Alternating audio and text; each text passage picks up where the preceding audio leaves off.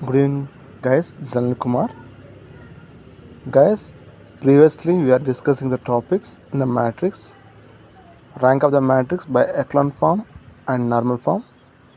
And second topic is inverse of the matrix by Gauss-Jordan method.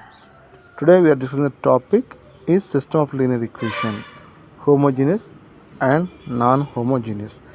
ముందుగా అసలు linear equation అంటే ఏంది చూస్తే a linear equation is define has ఏంటంటే define has an equation of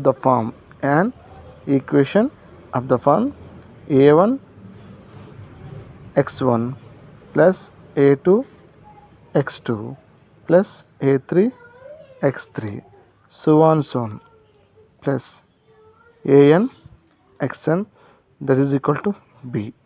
దీన్ని ఏమంటున్నామంట ఒక లీనియర్ ఈక్వేషన్ అంటున్నామంట. అయితే ఈ లీనియర్ ఈక్వేషన్లో ఈ a1 కానీ a2 కానీ a3 కానీ అండ్ an కానీ వీటన్నిటి మనం ఏమంటున్నాం కాన్స్టెంట్స్ అంటున్నాం. కాన్స్టెంట్స్ అంటున్నాం.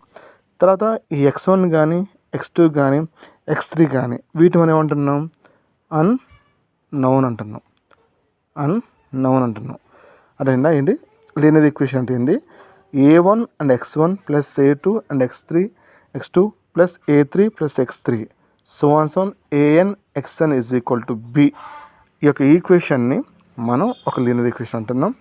దీనిలో a1ని a2ని a3ని అండ్ anని వీటిని మనం ఏమంటున్నాం కాన్స్టెంట్స్ అంటున్నాం.